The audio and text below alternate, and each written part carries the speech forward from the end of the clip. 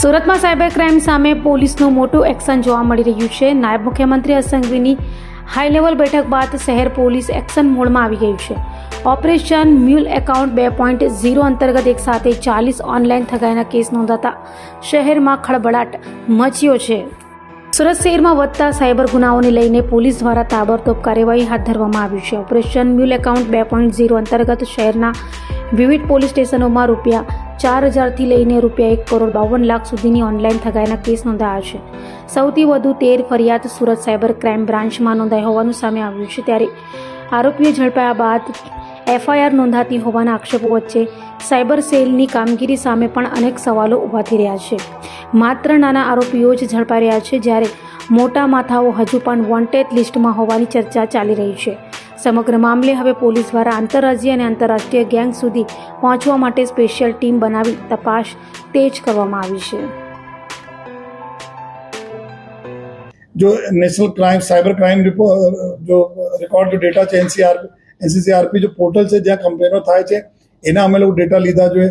Data લેયા પછી જો અમે લોકો કાર્યવાહી ચાલુ કરી જોઈએ. કાર્યવાહી ચાલુ કર્યા પછી જો અત્યાર સુધી ટોટલ જો 57 જેટલા FIR અલગ અલગ પોલીસ સ્ટેશનોમાં દાખલ કરવામાં આવી જોઈએ, જેમાં 60 જેટલા આરોપીઓના પકડવામાં આવેલા છે.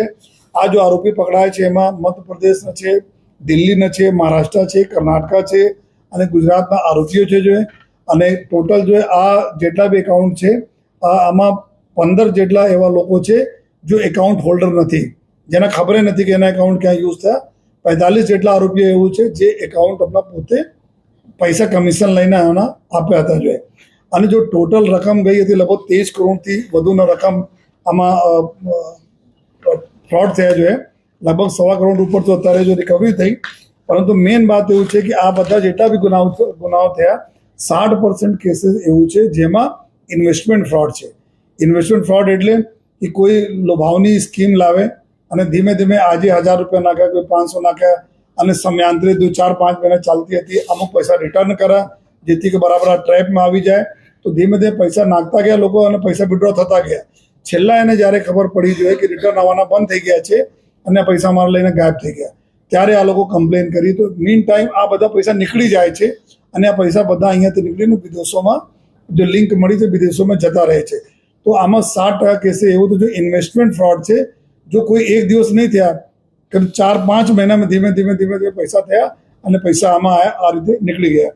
તો અમે લોકો જો બારંબાર અપીલ પણ કરતા રહીએ છીએ कि कोई पर जो लोभावनी स्कीम में नहीं આવે, जब तक सरकार मान्य या जो सरकारी संस्थाओं છે એના માન્ય કોઈ સ્કીમ નહીં રહે તો આપ એમાં નહીં પડો જોઈએ. એના રીઝન એવું છે કે આ બધા ચીટિંગ કરવાના, પહેલા સારા પરત આપે પછી આપના મોટા અમાઉન્ટ લઈને અહીંયાથી નીકળી જાય. અને સાથોસાથ જો સાયબર ક્રાઇમના જે વિક્ટીમ છે એના સુધારો આપવા માટે ભારત સરકાર તરફથી અભી એપ્રિલ મહિનામાંથી 2 મોટો નિર્ણય લેવામાં આવ્યા, જો આપના માધ્યમથી બતાવવા પણ માંગીએ છીએ कि एक આમાંથી GRM મોડ્યુલ થતા હતા, જેમાં ગ્રીવાન્સ રિડ્રેસલ મોડ્યુલ, જેમાં I4C જો ભારત સરકારના અભિગમ છે કે આમાં એ પહેલે એવું હતું કે જો ₹50,000 તકના રકમ જેના અન્ય રાજ્યોમાંથી યા કોઈ પણ જગ્યાથી ફ્રીઝ થઈ જતી હતી.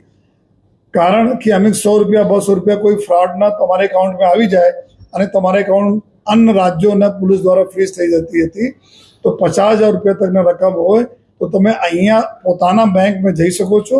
બેંકમાં તમે ડોક્યુમેન્ટ અગર આપશો, જેન્યુઇન ડોક્યુમેન્ટ કે ભાઈ અમારા આ રીતે જેન્યુઇન તમારા આ પૈસા કોઈ લેવા દેવા નથી, તો આપને ઇમિડિયેટલી અનફ્રીઝ કરી દેવામાં આવશે. આ બેંકને સત્તા આપવામાં આવેલી છે ₹50,000 તકના રકમની.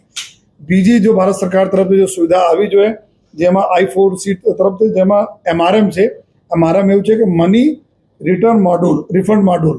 મની રિફંડ મોડ્યુલમાં જો ₹50,000 તકની જો પહેલે રકમ થતી હતી અને લોકો તાત્કાલિક 1930 ઉપર જો બ્લોક કરી દેતા હતા, પૈસા ફ્રીઝ થઈ જતા હતા, પછી સાયબરમાં યા પોલીસમાં અરજી આપતા હતા અને અરજી તપાસ કરીને ડોક્યુમેન્ટ લઈને પોલીસ નામદાર કોર્ટના ઓર્ડર લઈને એના પૈસા પરત કરાવવાની વિધિ કરતી હતી. પરંતુ અત્યારે ભારત સરકાર તરફથી જો MRM મોડ્યુલ છે એમાં ₹50,000 તકના રકમ છે, તો તમે સીધા પોલીસના તમે ડોક્યુમેન્ટ્સ બતાવી દો અને ત્યાંથી તમારા જો પૈસા જો પરત આપવા માટે જે અહીંયાથી તમારા ઓર્ડર થઈ જશે, સીધા આપ લઈ શકો છો. તો કોર્ટ की પ્રક્રિયામાંથી જો પહેલે જવા પડતી હતી એનાથી બી લોકોને જો આરામ થાય, જેથી કોર્ટનો ભારણ ઓછો થાય અને તાત્કાલિક પૈસા મળી શકે.